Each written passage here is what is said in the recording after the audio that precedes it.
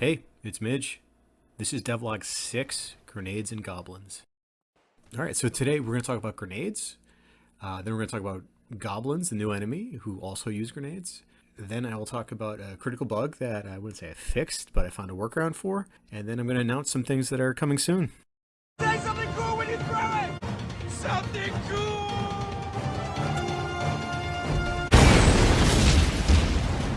Grenades. So grenades are a powerful area of effect weapon. They are low capacity. You have a finite number of them, so you cannot just spam grenades over and over. It's a secondary weapon, supplemental destruction, so you can still fire your primary gun and throw grenades at the same time. So that means it's on a different button. Currently, the L shoulder button, you push the button that arms the grenade and cocks it, gets it ready into the throwing position. And that starts the timer. When you push that button down, the timer starts for when that grenade is going to explode. Releasing the button is what actually throws the grenade in whatever direction you're aiming it. Let's talk about cooking. If it had, like, ham in it, it's closer. No. It's closer to a British carbonara. You know what I mean? If my grandmother had wheels, she would have been a bike. Cooking grenades, of course. I mentioned throwing a grenade requires pushing the button to arm it and cock it, and then releasing the button to actually do the throw. So if you're going to cook a grenade, what you do is you hold that button down. That starts the timer, and it holds the grenade in the ready position for a while before you actually throw it. If you hold it too long, it can absolutely blow up in your hand.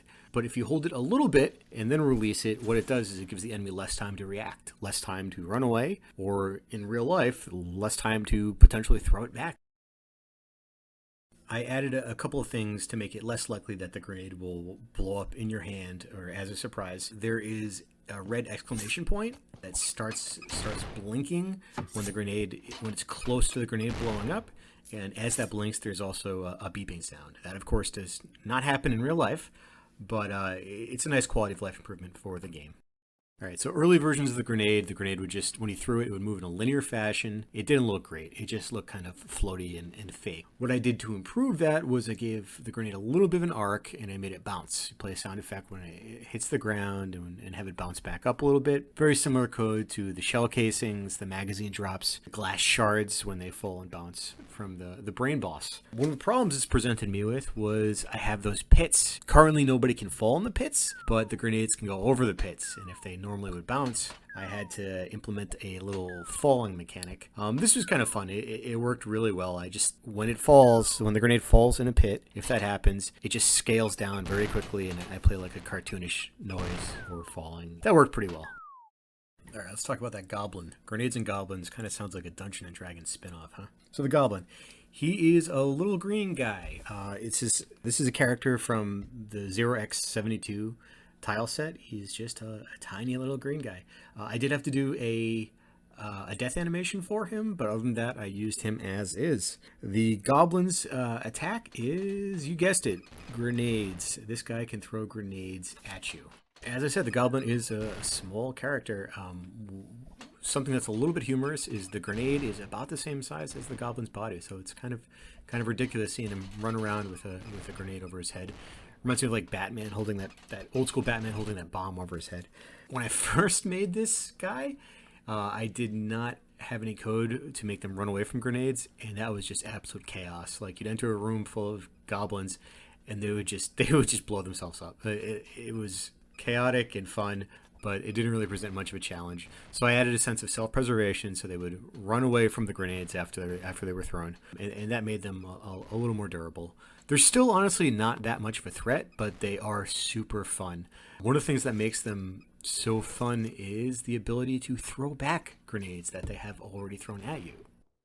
So the grenade rethrow mechanic was really important to me. It just seemed something really fun to do. How this works is if the goblin throws a grenade, you can run up to it, and when you're within a short range of it, you can push the right thumbstick, and that will work like pushing down the regular grenade button. When you hold it down, that will cock the grenade. When you release it, it will throw the grenade. Of course, you need to do this very quickly because the timer already started when the goblin armed and threw that grenade. So I mentioned a critical bug in the outline. I can't really say I fixed this one, but I worked around it. Disconnected dungeon bug. So when you generate a dungeon level, there would occasionally be some rooms would not be connected and you would not be able to traverse the whole dungeon. This might prevent you from getting to the end of the level. That's critical. That's game breaking. Ideally, what I would have done is found out whatever was causing this and prevent that from happening, or fix it and, make sure those rooms become connected and the whole thing is traversable. But that was hard and I wasn't sure where the problem was coming from. So what I did was I took some stats on it. I did have code where I could detect this, and I noticed it was only happening 4 or 5% of the time. So what I ended up doing was when it happened, I just throw it out and try again, make another level. So if you get really unlucky, you could have a long level load time. But this, it's worked so far so good. Yeah, so that's how I worked around it. Coming soon.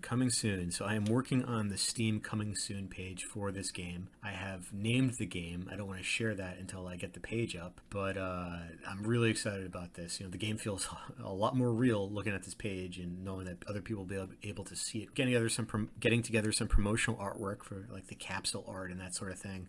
Working on the trailer, making these little YouTube videos. This little experiment will be really helpful for the trailer because now I actually have some minor video editing skills that I can apply. Yeah, so the game coming soon page is coming soon. The game has a name and I can't wait to share it with you guys.